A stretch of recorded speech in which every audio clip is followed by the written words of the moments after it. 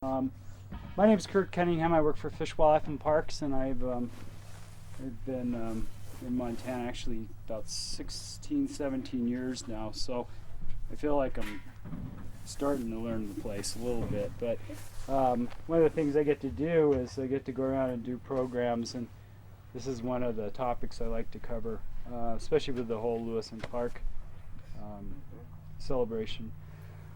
Well, in Montana, we call the fur trade period is basically from when Lewis and Clark came through here to about the 1840s, somewhere in there. And and we started with Lewis and Clark because they actually kept the first kind of written record of what was out here. And because of that, we have a pretty good clue, of the animals and the plants and even the people that they came into contact with. But they have some really fun things in the journals, and I'd encourage you to read those if you have a chance, or at least read some of the parts of them. But when they encountered pronghorn antelope, they had never seen them before. They didn't know anything about them. So here they are with this animal trying to figure out what the heck the animal is.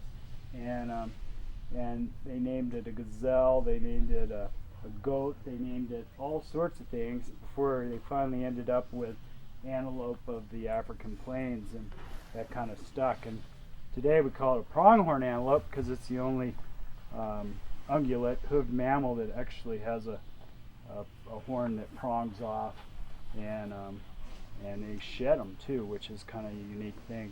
And they talk about prairie dogs and trying to figure out names for them. They talk about barking squirrels, and anyway, and somebody finally decided they should call them, or they called them barking squirrels, and then somebody finally said, well, we should call them prairie dogs, and that stuck too.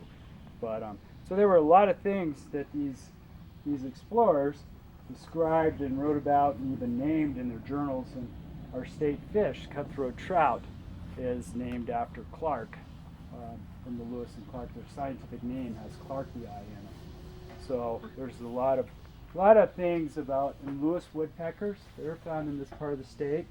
Real red colored woodpecker. Again, result of their exploration. And a lot of animals who should get credit for don't have their names by them either, but that's okay. But anyway, so they kind of opened the doors, and some of the people that were on the expedition, some of the actual guys that were hired to come along, they didn't even go back to St. Louis. They hopped a ship and headed back up. Coulter and Potts and some of those gentlemen, they were back up in this country exploring and trapping. And John Coulter was one of the main one. He was a member of the Lewis and Clark expedition, and when he got caught over on the Three Forks area, that's when the Blackfeet caught him and made him run, and he's got credit for the discovery in Yellowstone Park. But on this side of the country, with the Louisiana Purchase, that pretty much included the lands up into about the Continental Divide. And then on this side, it was Oregon country, and it was pretty much still wide open between the Britishers and the Americans, and it was kind of unclaimed territory. So that was one of the main reasons Lewis and Clark came up here too, is to kind of lay claim to this part of the world. So this country was pretty much what they called the. You okay? Not too much of that jerky, didn't you? Jerky. Anyway, the Hudson Bay Company, which was working for the Britishers, they came down and they laid claim to most of this land. And a gentleman named David Thompson was a big British explorer, Hudson Bay guy, and he spent quite a bit of time in this area. And it's kind of interesting, this area from here to the Pacific, basically. But he talks about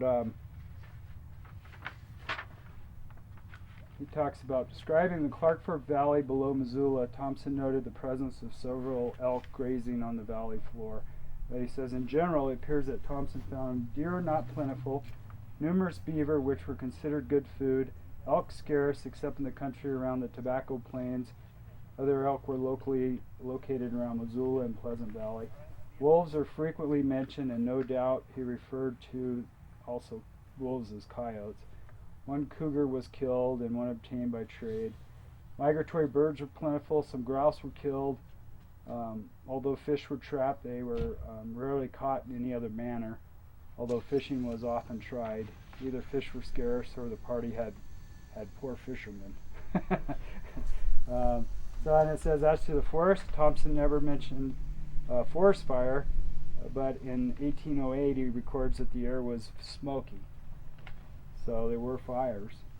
And then in this country he followed well-defined Indian trails, except for in a few instances.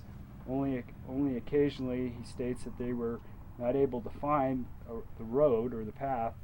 One of these instances is by apparently the Indians had good system of trails throughout the country. Many of them were traveled with great difficulty, since the Indians neither graded trails, blazed routes, or cut out windfalls.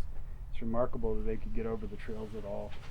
So the traveling was rough in this country. There wasn't a whole lot of game.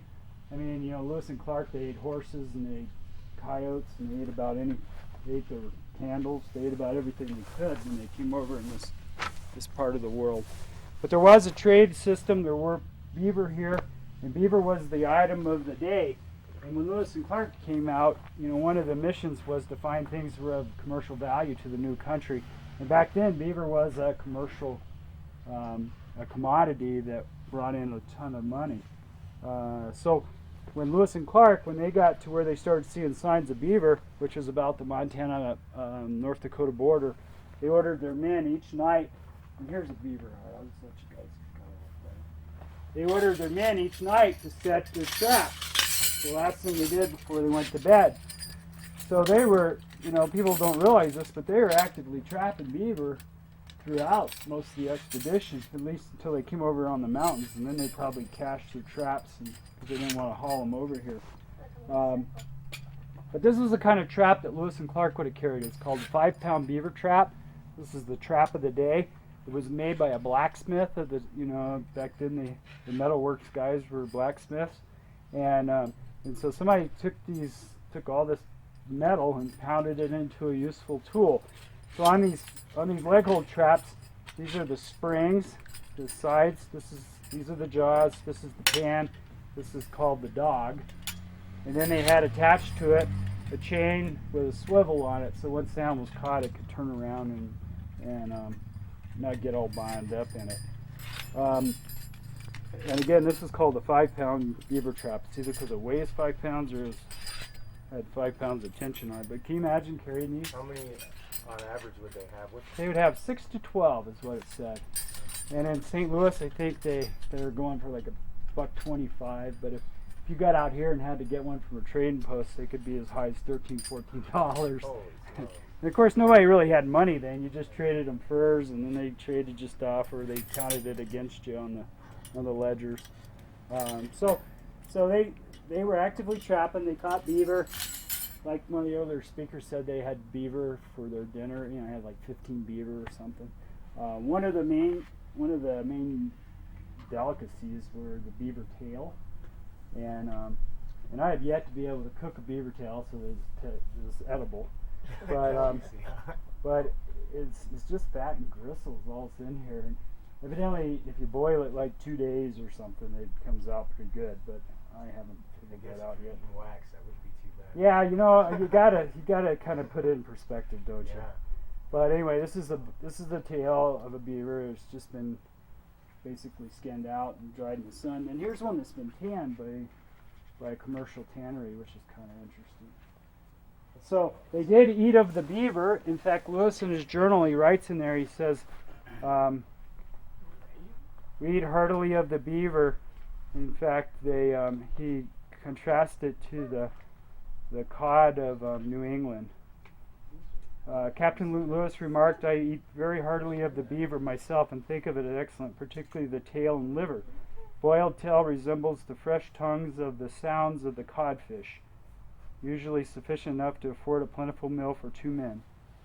So not only they trapped the animals, but they also ate of them, and the tail was again a delicacy supposedly. The men prefer the flesh of this animal to that of any other which we have or are able to procure at the moment. And then they even talk about how to trap beaver, which is kind of interesting. And this was Clark, I think. Situate the trap in shallow water near shore and attach by a 5-foot chain to a heavy stick driven into the bottom of the stream. Once the trap is set, anchor a small twig beside it and bend the free end over the water to position immediately above the trap. The extremity of the twig bait with castor.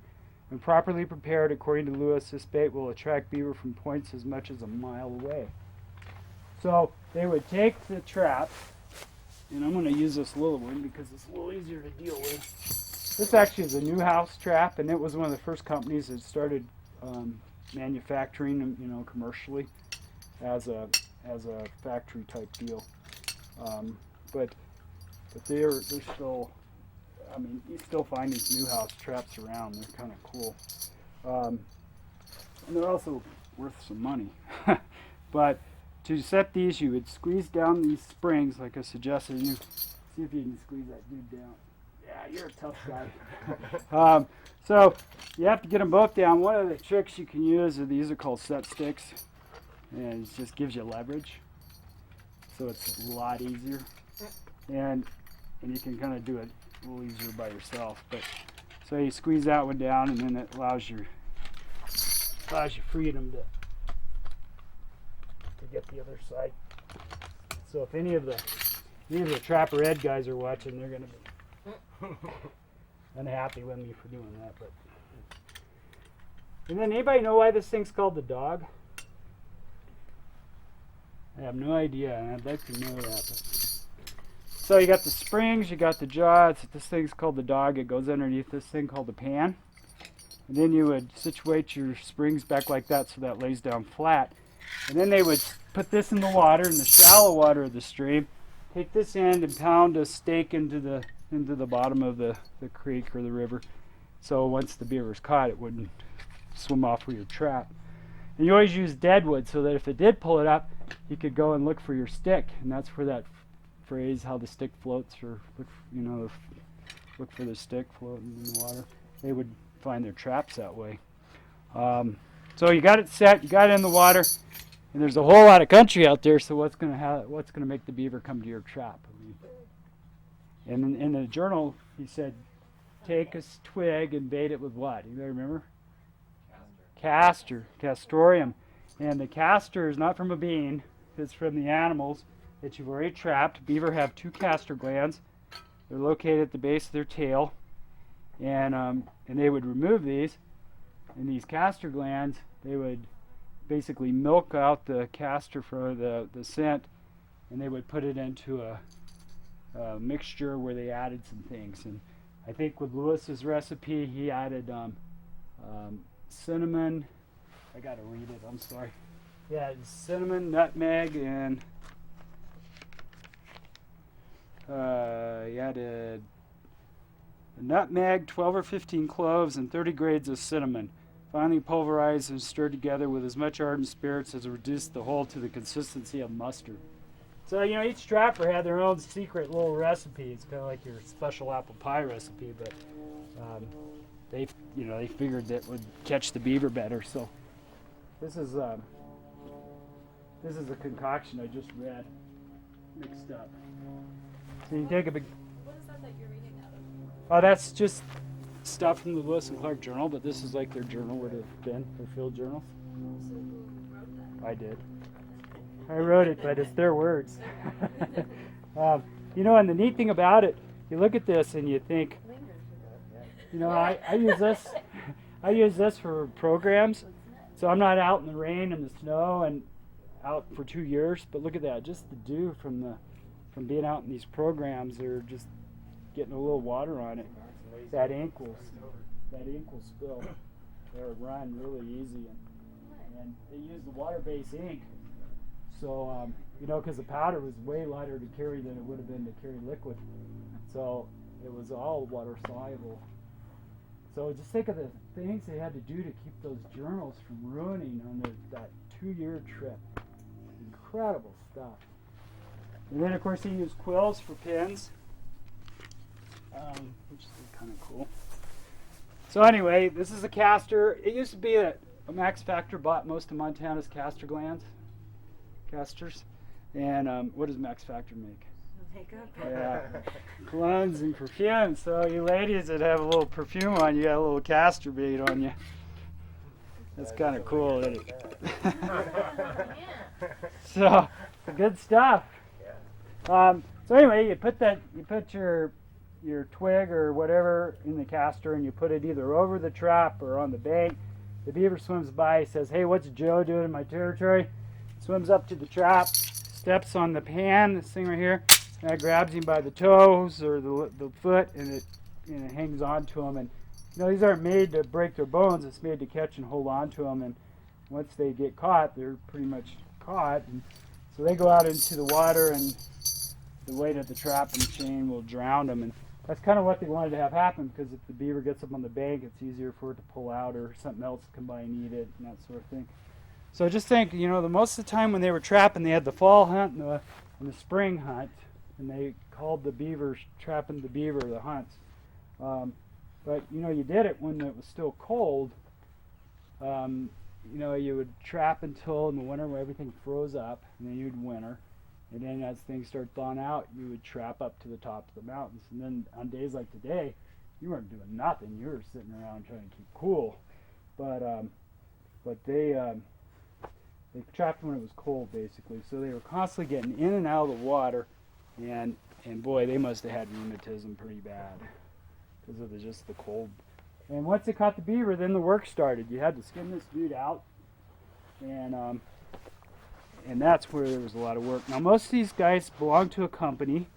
They were hired by a company, either Hudson Bay or the American Fur Company on the other side of the divide. And they were trapping, basically for the company. And they would send them out in brigades. And usually it was it was like 4 people. And then they had like a camp keeper that would hang, that they would have doing their chores and skinning beaver and taking care of the camp, basically, and the horses.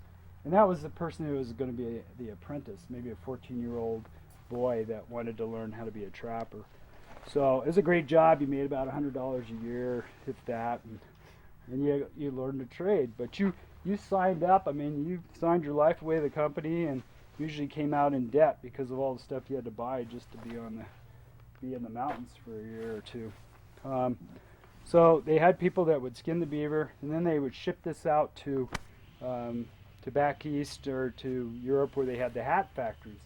And that was the whole reason for these beaver. That's why they were worth so much money, is because they made hats out of the fur. So they would take this underlying hair here, and it's really thick and has little barbs on it. If you look at it under a microscope, and you pull that off and it goes together. It's kind of like Velcro. It makes a really good felt. So they would turn that hair from the beaver into a felt, and of course back then everybody had to have a beaver felt hat.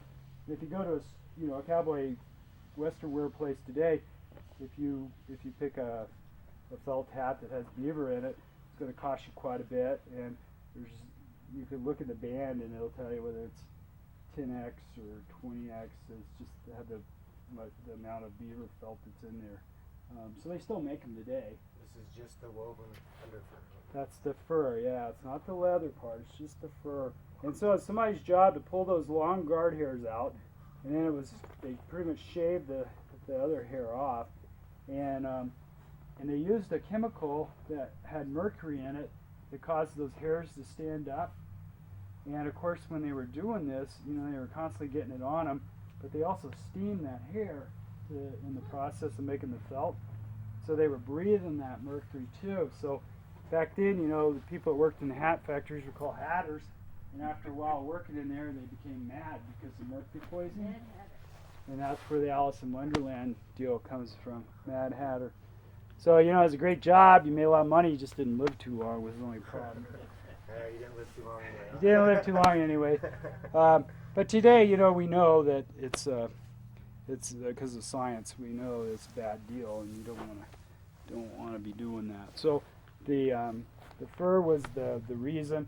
The guys would trap until they had about 100 pounds. They would put that in a bale, and they would tie that up and then ship it back. Between the the period of the fur trade, beaver fur went from $4 to $6 a pound. It just depended on the year. So if you trapped and got 100 pounds of fur, you can make $400 or $500, which was even more valuable than digging gold. I mean, at that time. So fur was really gold in that period of our history, and it caused all this country to basically be an open up. And there's no doubt in my mind that these trappers would have trapped every last beaver out of the country if it hadn't have been that silk replaced the beaver fur in the fashion market. It had nothing to do with demand. It had nothing to do with supply as far as the beaver goes. It had to do with the fact that people got fickled and they changed their opinions of what they wanted to wear. So they started wearing hats made out of silk. And then the beaver market just crashed. Nobody was buying beaver furs anymore. And really, the West, they started marketing buffalo robes, and that was the main commodity that came out of the West. But they traded all kinds of furs too, wolves and bears and that sort of thing. But the beaver was the money crop, and that's what most of these guys depended on. And again, the Hudson Bay Company, they came down. They would provide traps to the Indians. They'd teach them how to prepare the hides so that they were good for the beaver, the hat market, and they didn't do much of the work. They just traded with the Indians for them bringing in the hides. Some of the other things they supplied in this trade. They supplied them with blankets, and with the blankets they obviously used them. They could make coats out of them. The capote. I usually let somebody try that on, but not today, unless you want to.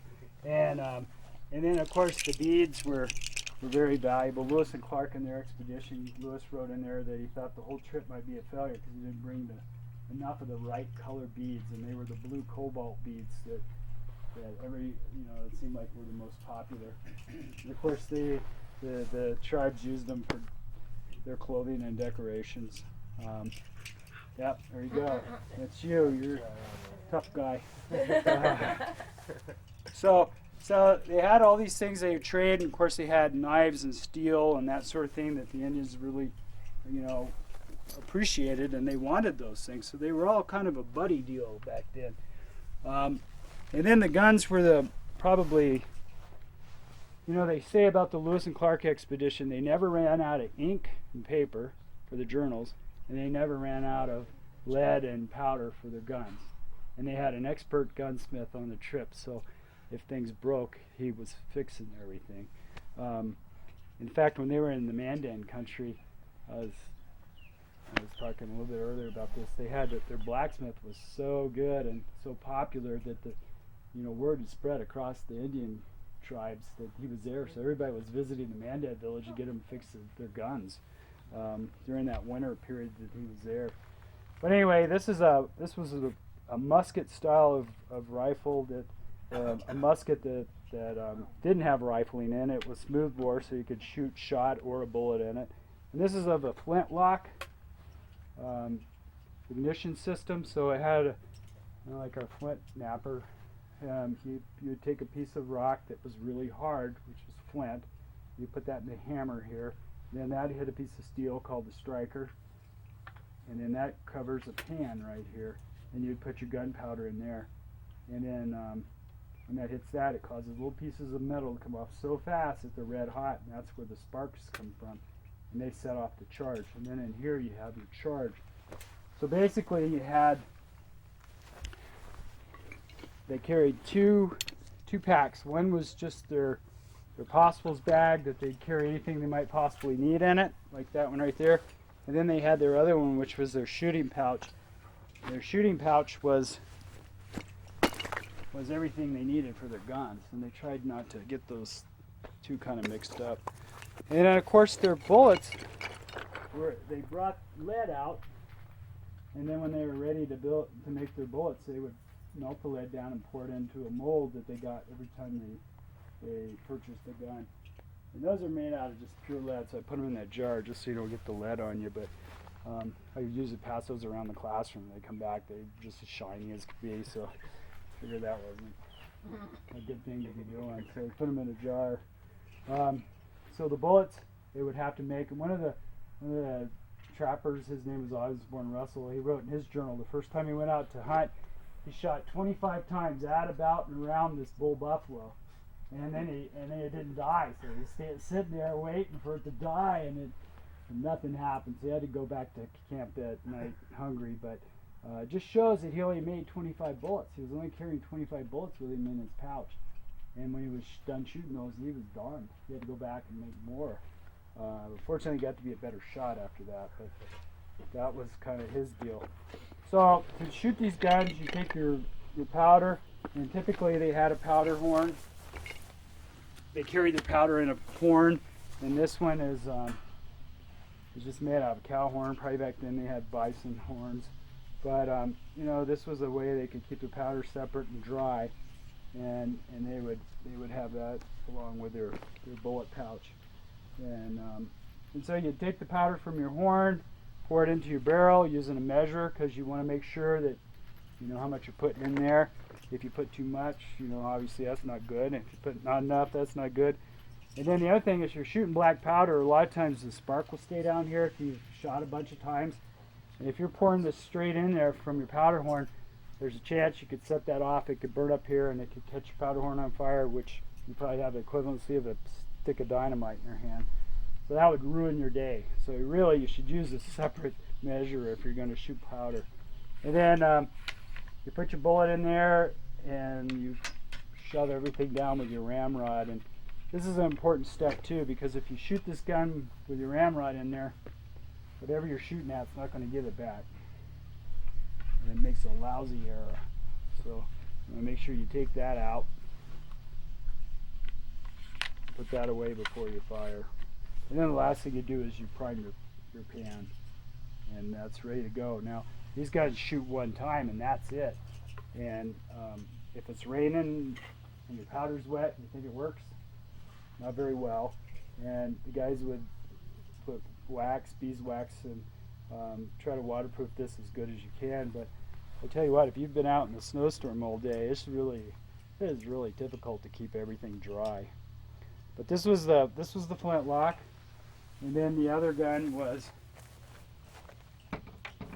there was a Swiss chemist that was a avid waterfowler, and he wasn't very good at it, but he liked to duck hunt, so he blamed the fact that he couldn't shoot the ducks by them seeing the flash of his pan.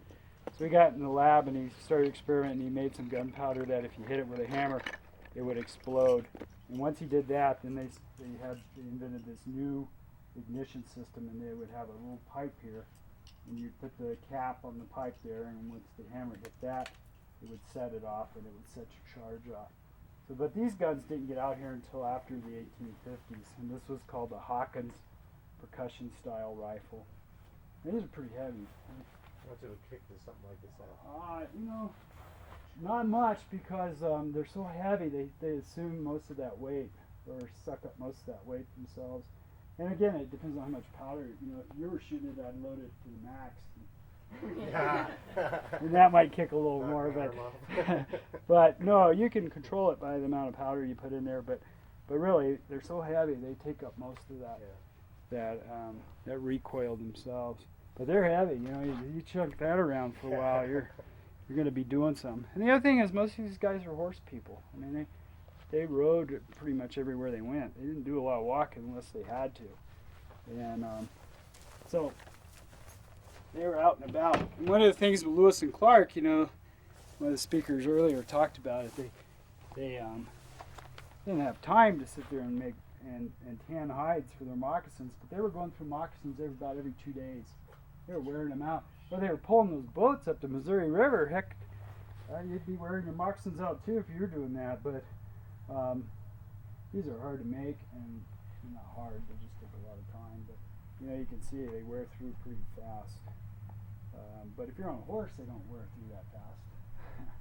So most of them rode horses, and even Clark on the way back, he talks about using the horses to get over to the Yellowstone, and the horses' feet suffered so bad that they put basically raw buffalo hide around on the horses' hooves to keep them from wearing the skin right off the bottoms of their hooves. So so they even used them when they had to. But that was the fur trade period. Fort Owen was right in the middle of that, or right towards the end of it, and they were still probably taking in furs and trading with the people who lived here. Fort Cunningham, which was up by Ronan, up by the Bison Range.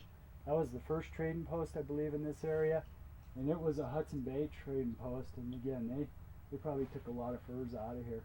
And it's kind of interesting to read David Thompson's stories about how they got the furs out of here. They would put them in. They did as much of the heavy stuff in the canoes, but they had horses too to get around places and pack them over places where they couldn't get the canoes through. So it was kind of interesting how to even just transport this stuff out of here was pretty tricky on this side of the divide. So tough country, but it must have been great. I can imagine what this place looked like back then. Anyway, thank you very much, and I got some more stuff over here if you'd like to look at it. But we appreciate you coming out today and enjoying the day with us. Thank you. This is really a good book if anybody is interested in Lewis and Clark. They have so many out there today, but this is a nice one that talks about the animals and the plants if you're interested. And I think they killed like 42 grizzly bears and I don't know how many beaver and all those sort of things, but somebody's gone through and kind of written it all down, which has counted them up in the journals, which is kind of neat. Saves you a lot of trouble. They talk about each chapter and the new things that they discovered as far as science goes.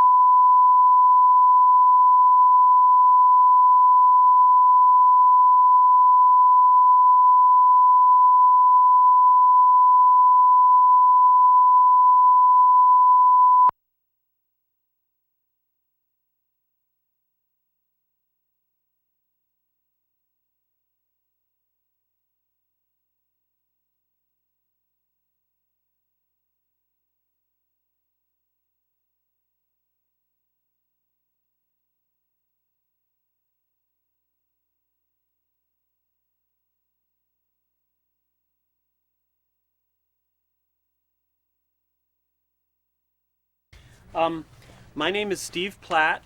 I'm the archaeologist for Montana Department of Transportation in Helena, and I'm going to talk to you today a little bit about flint knapping and archaeology. I'm an archaeologist, and one of the things that I do is make stone tools. And here today I want to tell you a little bit about the kinds of materials I use and some of the tools I use to make the tools, and a little bit about archaeology in there too.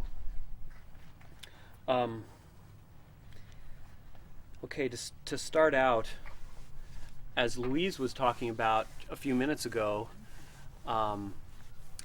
people for most of mankind's tenure on the planet as humans have been hunter-gatherers. Everybody's ancestor was a hunter and a gatherer, and it's only been in the last 7,000 or 8,000 years that there's been any kind of agriculture in human history. Before that, it was pretty much what you could hunt and pick and forage for food, and that's what people did. And flint knapping is one of those very basic human skills that's been around for a long time. Everybody's ancestor was a flint knapper at one point or other, and it's a very simple skill. It's not hard to do, although doing it well is a little bit harder than the basics, but it's been around a long time, and it helps me. Flint knapping helps me understand the archaeological sites that I deal with as part of my job. So anyway, let's just start out here briefly. To flint knap, you need the right kind of rock, and in this case, in terms of chipping stone tools, you need a rock that has no internal structure. It's got to be amorphous inside. If it's got layers in it, it won't work. Okay, if it breaks along, fractures along planes in there, it won't work. So you have to have some material that's got no internal structure, and it's got to have a lot of glass in it or silica in it. In this case, I have a piece of obsidian, which is natural volcanic glass, but other materials from Montana that work for flint knapping are porcelainite from southeast Montana. It's kind of a gray or red, got some red porcelainite here too, material that comes from southeast Montana. I picked this stuff up along the Rosebud Creek Road in southeast Montana. I also have some stuff called quartzite this is actually from the Bighorn Mountains in Wyoming. I have black dacite from the Madison River Valley near Ennis. And I have some yellow chert from near Helena called Montana City Chert. And I have some Knife River flint too, which actually came from along the Knife River in North Dakota. And all of these are rocks with a lot of silica in them without a whole lot of internal structure. So to start out, here's my lump of obsidian, natural volcanic glass. It may not look shiny or anything, but that's because it's been rolled in a stream bed and it just kind of has this external cortex to it, we call it. What the basics behind stone tools are that humans are not well equipped physically to deal with meat, and that's because we don't have big teeth or sharp claws. I don't know if anybody saw the grizzly bear claws on the necklace over here, but you see how long and relatively sharp those things are. Any kind of carnivore has sharp teeth, but humans don't have any of those advantages. And the one advantage we do have is a big brain, which overcomes a lot of our other aspects of our anatomy. But in any case, at some point a long time ago, somebody figured out they could take one rock and they could take another rock and they could hit one and break it with the other. In this case, here's my piece of obsidian, and I'll try to make a nice little flake on this.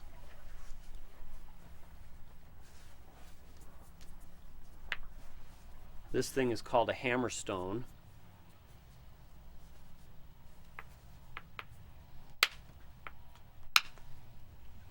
Here's a little heavier one. Okay. This split open. You see how glassy it is?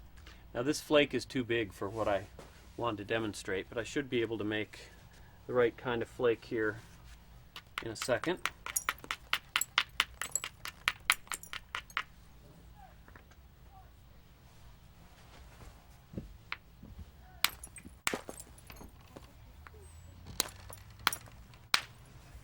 So how often you hit your fingers?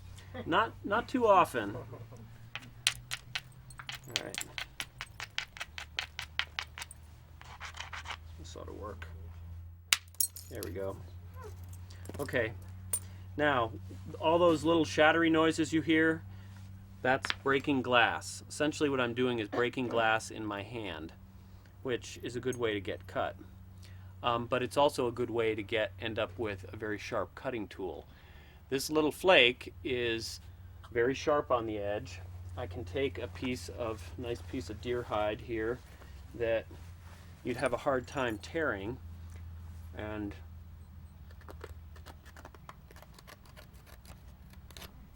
very easily cut it with this flake. So this is the most basic stone tool there is. It's just a flake that creates a sharp edge, which gives me an instant cutting tool. And by breaking this, by breaking a bunch of little flakes off this piece of obsidian, I can get a fair number of these. Okay, each one of these is sharp. Depending on the shape of the rock I start with, I can get either better numbers or better shaped flakes. This is kind of a goofy little piece I'm using here, but you can see how these are very sharp. That the edge of a piece of obsidian flaked like that is actually sharper than your typical surgical steel scalpel. It's very, very sharp because if you've ever looked, well, the edge of a steel scalpel is actually a lot like a saw, even when you magnify it. Whereas these are absolutely smooth. There's no saw edge on this. It's completely smooth, and therefore cuts heal very quickly with it, and it's also extremely sharp. Okay, so at our most basic here, we have a lump of rock and another rock, and we can make sharp flakes from that. As an archaeologist, I call this a core, like an apple core, and these pieces I'm knocking off get called flakes, okay? And this is a hammerstone. Well, I can work on make a few flakes on this just to show you that this can also be done on something other than obsidian. A lot of folks work only with the volcanic natural glass, but this same phenomenon happens here with everything bigger. I've got a bigger piece of raw material. I need a bigger hammerstone to drive flakes.